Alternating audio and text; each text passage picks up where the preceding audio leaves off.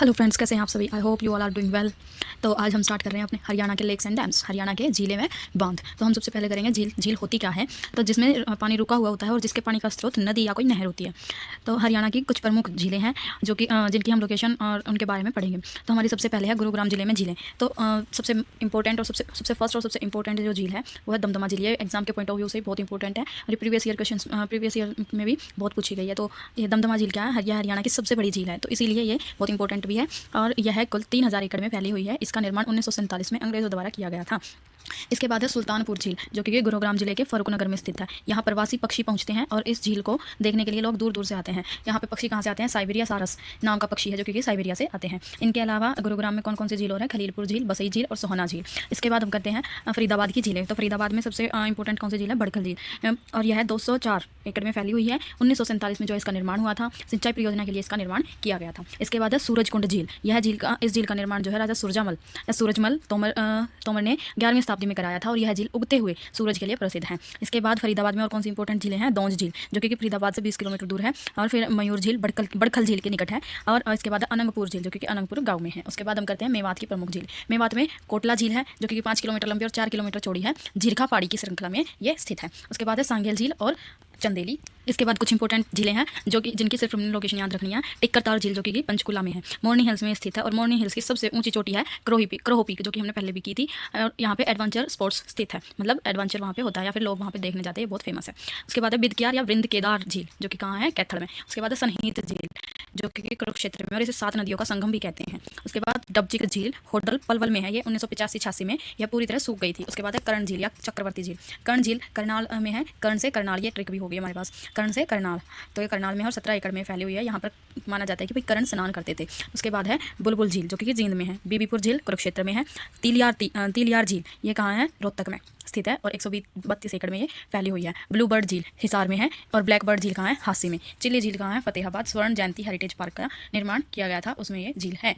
उसके बाद है सोभो सागर झील, ये कहाँ है, नारनौल में। उसके बाद है सूखना झील, ये कहाँ है, चंडीगढ़ में स्थित है। 188 एकड़ में फैली हुई है और 1998 में इसका निर्माण हुआ था। 3 किलोमीटर ये लंबी है या 3 किलोमीटर में फैली हुई है। शिवालिक की तलहटी में स्थित है, ठीक है। इसके बाद हम कुछ प्रीवियस ईयर क्वेश्चन हैं जो हमने प्रीवियस ईयर क्वेश्चन पेपर से निकाले हैं, तो ये कुछ हम करेंगे, हमारी प्रैक्टिस भी हो जाएगी साथ ही साथ। तो हमारा फर्स्ट क्वेश्चन है, फरीदाबाद में 2 बड़ी झीलें कौन सी हैं। तो कौन सी हैं, बड़खल झील और सूरजकुंड झील जो कि बड़ी हैं। दमदमा झील किस झील में है, सॉरी किस जिले में है, ये बाय मिस्टेक लिखा है, किस जिले में है, तो ये गुरुग्राम में। ब्रह्म सरोवर झील के पानी को आपूर्ति निम्न में से किस नहर द्वारा की जाती है। जो ब्रह्म सरोवर झील है वो उसको पानी की आपूर्ति कहाँ से की जाती है, नरवाना ब्रांच नहर।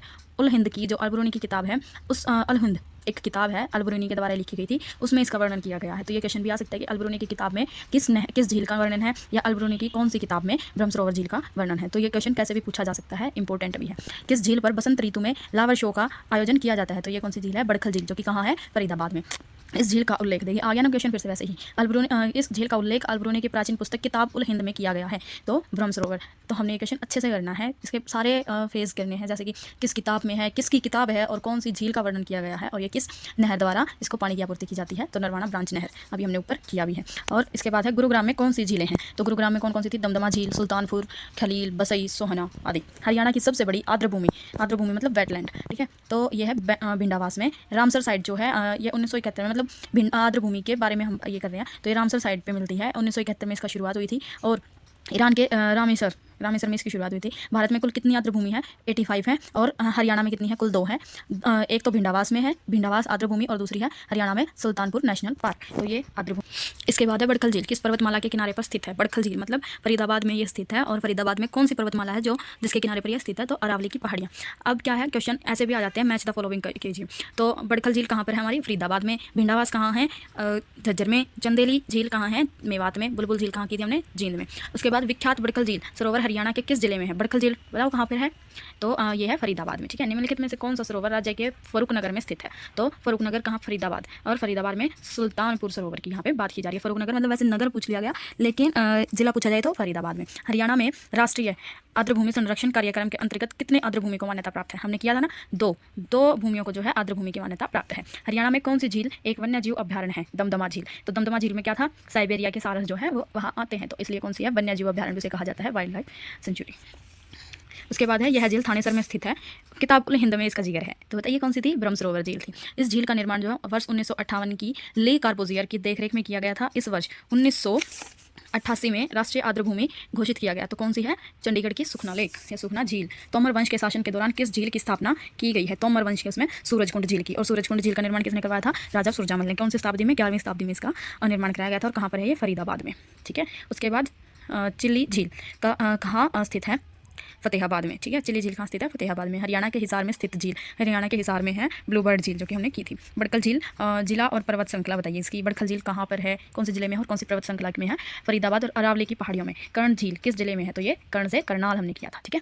तो ये हमारी झीलें कंप्लीट हो गई। इसके बाद हम करते हैं डैम्स। तो जो अब हम अपने डैम्स जो है, मेजर डैम्स जो प्रमुख बांध हरियाणा के, उनको करते हैं। तो सबसे पहले है घग्गर नदी। घग्गर नदी पर कौन कौन से बांध है? कौशल्या बांध जो कि पंचकुला में है, एक चमाला बांध या छामला बांध। क्वेश्चन कैसे पूछा जाता है कि ये बांध, मतलब बांध का नाम दे दिया जाएगा और किस नदी पर है ये बताइए, या फिर घग्गर नदी पर निम्नलिखित में से कौन सा बांध है, ये भी पूछा जाए। घुमा फिराकर कुछ भी ऐसा क्वेश्चन आ सकता है। तो घग्गर नदी पर बांध है कौशल्या बांध, पंचकुला में चमाला बांध या छामला बांध, वैराज बांध जिसे ओटू बांध भी कहा जाता है, कहाँ पर है? सिरसा में। दीवान वाला बांध, डागराना बांध। इसके बाद है यमुना नदी पर कौन कौन से बांध हैं? तो हथिनीकुंड वैराज 1996 में ये बनना शुरू हुआ था और 99 में ये बनकर तैयार हुआ था और 2002 में इसमें पहली बार पानी छोड़ा गया था। देखिए हमने वाला बैराज या बांध हमने बहुत बार कर लिया, लेकिन हम बार बार इसका ज़्यादा डिस्क्रिप्टिव क्यों इसका वो कर रहे हैं, डिस्कशन कर रहे हैं, ताकि हमें अच्छे से पक जाए क्वेश्चन। तो इसलिए हम बार बार इसको पूरी तरह से रिवीजन करेंगे। ठीक है। तो इसके बाद यमुना नदी पर कौन सा हो रहा है? ताजेवाला बांध, जिसकी जगह अब कौन सा बना हुआ है? हथीनीकुंड बांध। ताजेवाला कब था? 1873 में, और ताजेवाला नाम की वहाँ पर एक स्थान है। उसके बाद है किसाऊ बांध, रेणुका बांध जो कि गिरी नदी पर है, यमुना नदी की ये क्या है? सहायक नदी है। उसके बाद है लाल टोपी बांध जो कि यमुनानगर में है।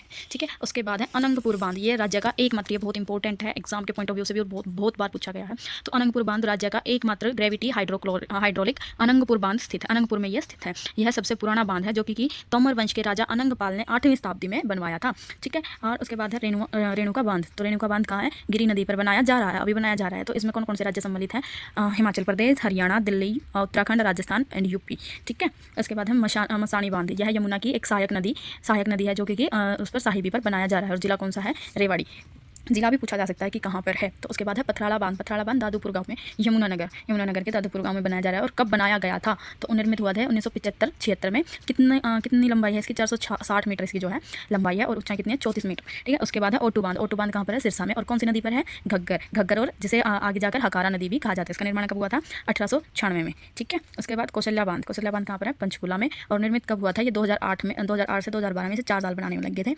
तो इसकी और कौन सी नदी पर है? ये घग्गर नदी पर। इसकी लंबाई कितनी है? 700 मीटर इसकी लंबाई है। इसके बाद है हथीनीकुंड बांध जो कि यमुनानगर में है। निर्माण कब हुआ था? 1996 में शुरू हुआ था और 99 में इसको खत्म हुआ था। और कौन सी नदी पर है? यमुना नदी पर। कुल लंबाई कितनी है? 360 मीटर। और इसको बनाने में कितनी लागत आई थी? 220 करोड़। इस बैराज में, मतलब बहुत इंपॉर्टेंट है ये, और इस बैराज में गेटों की कुल संख्या कितनी है? तो 64 इसकी कुल संख्या है। मछुआरों का ऐसा स्वर्ग कहा जाता है क्योंकि यहाँ पर बहुत मछलियाँ पाई जाती हैं। इस बांध से राज्य की पश्चिमी तथा पूर्वी यमुना नहरों को पानी मिलता है। पश्चिमी तथा पूर्वी यमुना नहर का मतलब क्या है? यहाँ पर एक जो पश्चिमी नहर है वो हमारे हरियाणा की तरफ आ जाती है, और जो पूर्वी यमुना नहर है वो यूपी की तरफ चली जाती है। ठीक है। मछुआरों, इस बांध पर जो है मछियारा रिकॉर्ड पुस्तक भी जो है लिखी गई है। इसके बाद इसमें मछलियों की महासीर मछलियाँ पाई जाती हैं। मछलियों की एक प्रजाति होती है जिसका नाम है महासीर, वो मछलियाँ इस बैराज में पाई जाती है। ठीक है। बांध बेसिकली क्या होता है? इसमें नहरों का पानी जो है सीमेंट वगैरह से एक मतलब तालाब टाइप बनवाया जाता है। तालाब भी नहीं कहेंगे हम इसे, इसमें पानी बहुत ज़्यादा मात्रा में होता है, तो इसलिए हम इसे बांध कहते हैं। इसके बाद ताजेवाला बैराज कहाँ पर है? यमुनानगर में। कब बनाया गया था? 1873 ईस्वी में ये बनाया गया था। 360 मीटर की लंबाई है और 24.73 मीटर की ऊंचाई है। उसके बाद है किसाऊ बांध क्या है? टोंस नदी यमुना की सहायक नदी है जो कि उस पर बनाया जा रहा है। उत्तराखंड के देहरादून और हिमाचल प्रदेश के सिरमौर से ये गुजरती है। इसमें लागत कितनी आई है? 10,500 करोड़। ठीक है। इसमें लागत आई है। ऊंचाई कितनी इसकी? 236 मीटर की ऊंचाई है, और लंबाई कितनी है? 680 मीटर की लंबाई है, और बिजली का उत्पादन कितना करती है? 680 मेगावाट का। ठीक है। इसके बाद हम ये हमारे बांध कंप्लीट हो गए। इसके बाद हम इसके बांध के जो है प्रीवियस ईयर क्वेश्चंस लगाते हैं। तो इसके इंपॉर्टेंट और प्रीवियस ईयर क्वेश्चंस है। हथीनीकुंड बांध किस जिले में है? तो किस जिले में है? यमुनानगर में है। यमुना नदी पर है। 1996 से 99 में बनाया गया था। 2002 में पहली बार पानी छोड़ा गया था। उसके बाद अनंगपुर बांध किस जिले में है? तो अनंगपुर बांध फरीदाबाद में है, और एकमात्र ग्रेविटी बांध है जो कि सबसे पुराना है हरियाणा का, और इसमें तोमर वंश के समय में 8वीं शताब्दी में इसका निर्माण हुआ था। और उसके बाद चौधरी देवीलाल हर्बल पार्क किस जिले में है? तो ये यमुनानगर में है। उसके बाद है ओटू बैराज, हरियाणा का एक जलाशय में किस नदी में का पानी जाता है? जलाशय जो है उसमें किस नदी का पानी जाता है? बैराज में। तो घग्गर नदी पर है, तो घग्गर नदी का। उसके बाद है हथीनीकुंड डैश नदी पर स्थित है। हथीनीकुंड बांध यमुना नदी पर स्थित है। निम्नलिखित में से कौन सी नदी पर रेणुका, किसाऊ और लखवार व्यासी बांध बनाए गए हैं? तो इसमें हमारे पास ये ऑप्शन ये थे, घग्गर, टांगरी, यमुना और टोंस। वैसे तो जो किसाऊ है वो टोंस पर बनाया जा रहा है, लेकिन हमसे ऑप्शन में ये दिया जरूर है, लेकिन रेणुका और लखवार भी तो है, इसके बारे में भी तो हमें पता होना चाहिए था। लेकिन हमें पता है कि ये किसकी सहायक नदी के ऊपर है? यमुना की। तो हम यहाँ पर प्रेफरेंस किसको देंगे? यमुना को। ठीक है। यमुना नदी पर ये बनाए गए हैं, हमसे नदी पूछी गई है। ठीक है। उसके बाद बाद है क्वेश्चन, अनंगपुर बांध डैश बांध भी, अनंगपुर बांध को डैश बांध भी कहा जाता है, तो क्या कहा जाता है? ग्रेविटी या हाइड्रोकोलिक बांध। ठीक है, हाइड्रोलिक बांध। उसके बाद है अनंगपुर बांध हरियाणा के किस जिले में है? ये आप बताएंगे कि हरियाणा के किस जिले में है अनंगपुर बांध। ठीक है, तो एक चलो मैं बता देती हूँ, फरीदाबाद में ये है। हरियाणा में कौन सा बांध हाइड्रोलिक इंजीनियरिंग का एक आश्चर्य है और एक गुरुत्वाकर्षण या ग्रेविटी बांध की संरचना है? तो ये है अनंगपुर बांध। तो हमारे यहाँ पर आज के क्वेश्चंस कंप्लीट होते हैं और आई होप कि आपको समझ आया होगा। क्लास अच्छी लगी है तो प्लीज़ लाइक शेयर सब्सक्राइब करें ताकि मैं आपके लिए और अच्छा कंटेंट लेकर आ सकूँ। और हम लेक और बांध की कुछ ट्रिक्स के थ्रू भी हमने इनको लर्न करने की कोशिश की है, तो उसके लिए मैं वीडियो डिस्क्रिप्शन में डाल दूँगी, आप लिंक से जाकर उसको देख सकते हैं। ओके, तो आज के लिए यही था हमारा कंटेंट। Thank you.